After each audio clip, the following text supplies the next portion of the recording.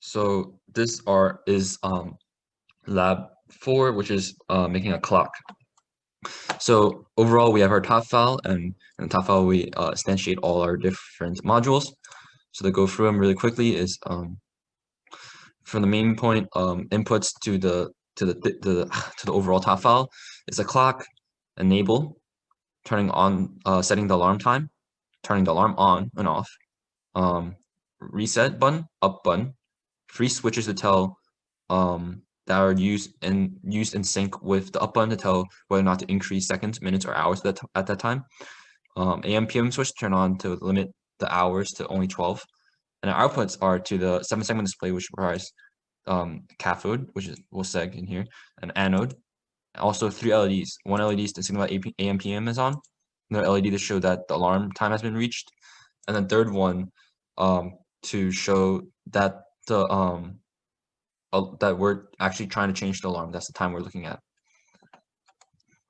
So this lab, in the previous lab in Lab 3, we made a countdown timer. So we're able to use some of the similar stuff before, like these right here is 2 instances of clock dividers.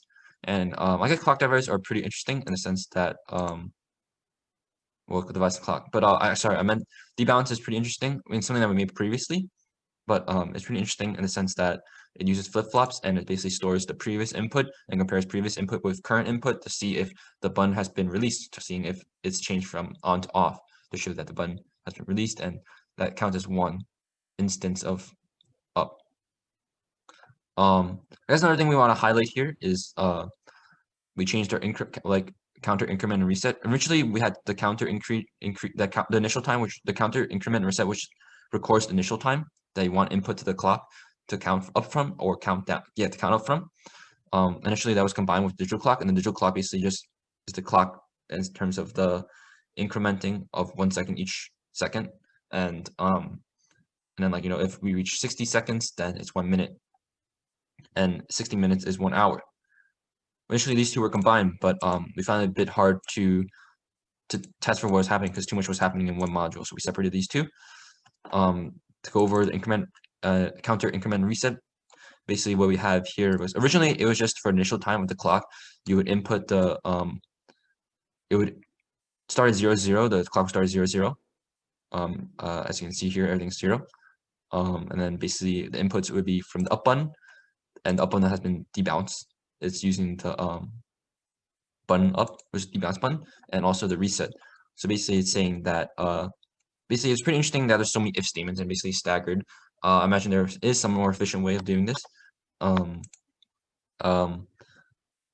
basically, it's saying that the first path, which in this always block, is basically saying that if we're pressing up and change second, that switch is on, then we add 1 to the seconds. But if the seconds is up to 59, then we reset the seconds to 0. And then the second case is if minutes switches on and we're also pressing up. Then the third case is if the hours is the changing hour switch is on and we're also pressing up. So there are 2 different ones for hours because that's the difference between AM PM. So when AM PM is on, then we limit to only up to 12 hours. But if it's not, if AM PM is off, then we only reset when it's 2020 when it reaches 24. And this overall first half, all these basically four if statements, 3 if, else if, and 1 if, these all fall under if the alarm is off. Well, the alarm here is actually alarm set. So this is this first half is just setting the initial time of the clock. Also, this is the reset here. But then the other scenario is if the alarm set is on, then we're actually changing a sec and a min and a hour to represent that this is the alarm time that's being set. And the reason why instead of instantiating 2 different counters, one counter for the initial time of the clock and one counter for the alarm time, was because then you would need an if statement. So like if the alarm is on, then instantiate counter increment for this, this, and such. So instead of, but the issue that didn't work was because when we put this module inside of if statement, and the if statement has to be inside an always block. The always block is continuously rerunning the counter module, instantiating it, and that's basically remaking the hardware every single clock cycle, which is not efficient. So instead, we decided to basically put more ifs inside the counter module instead. Put more ifs inside the counter module, and those if would be inside always instead of figuring out another way. Another way I heard was something to do with conditional rendering, but we hadn't had a chance to do that. Anyways, total digital clock does that. Also, we do binary to BCD. And then the main thing, last main thing is how we did the alarms. So this was not put in a module. It was done straight up, and but it was messy because there was a lot of guess and check and test benching and pushing the board. Basically saying that if alarm set is on, we're trying to change the alarm, and reset is pressed, then alarm is turned off. And also in the counter increment, if the reset is pressed on, reset is pressed and alarm set is also on, then it resets the alarm time.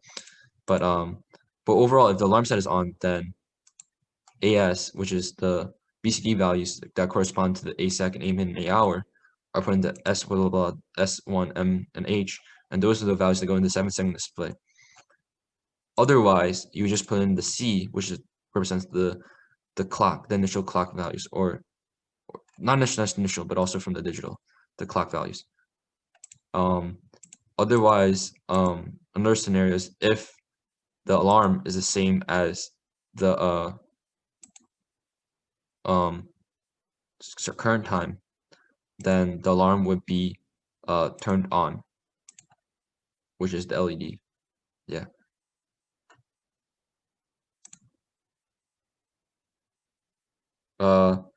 So another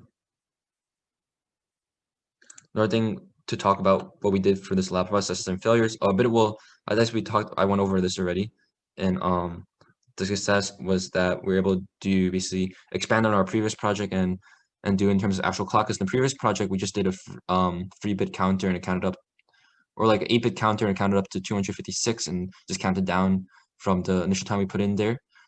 And it was counting down. This time we're counting up because of the clock, and also it was a bit annoying basically having two counters because you want one counter for the clock time and counting up from there, and also another time to set for the alarm, so that way if the clock time eventually counts up to alarm time that you said, then the LED will be turned on. So that was a bit of a challenge, turning both of those on, and yeah.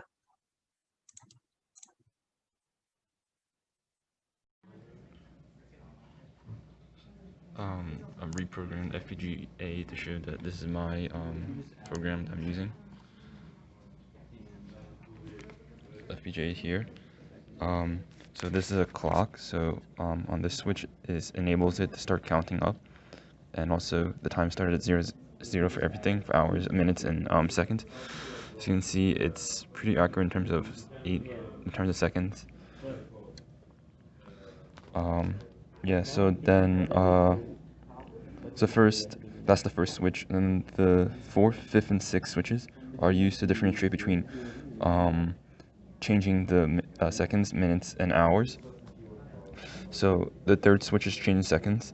So if you have the switch up here and then also press the up button, it'll increment,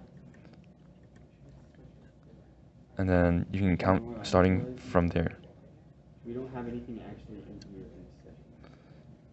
And also, so this is for hours. This is for minutes. And this is for hours. Also, this 7th switch is to activate AM/PM mode. So we know that. I also have an LED lit up just to double check to see if it's working. And then change hour switch and going up. Yeah, I think I just tried that while you were doing this.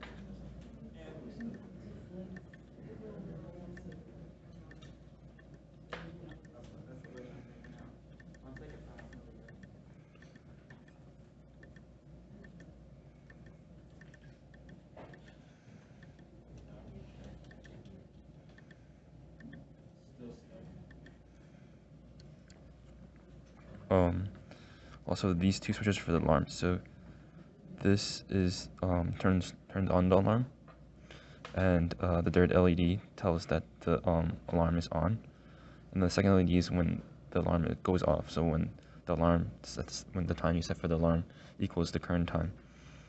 So when I reset everything, also you can see that when I turn on this, it's showing what the alarm time will be. So the alarm time, I haven't inputted anything, but you can input it like normal, like with regular stuff, seconds, and the minutes. Also to show you the minutes, the increment only up to 59. And go back, but we can reset the alarm and also reset the clock time.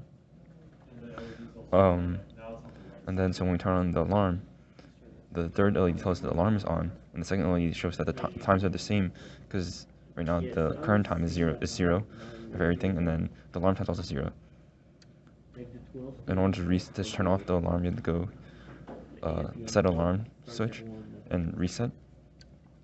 So let's actually test that out, where we make the alarm at 5 seconds, and then turn on the alarm here, and we see that the alarm is on, but it's not the same. The clock time is not the same as the alarm time, the set alarm time. So when we turn on the enable, turn on the clock, when it reaches 5 seconds, the second LED should turn on to show that that the clock has just passed the set alarm time, which we can see here is 5 seconds. Turning on. Oh crap! Wait. I need to I messed this up. I need to reset this. Set this to 5.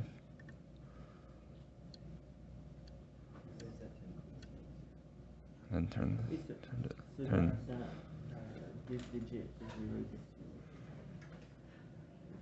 So 5 seconds. Yeah, the alarm is turned on. So in order to turn the alarm off, you have to go to reset and press the reset button. So that's pretty much all the features of the clock that we made, or that, yeah.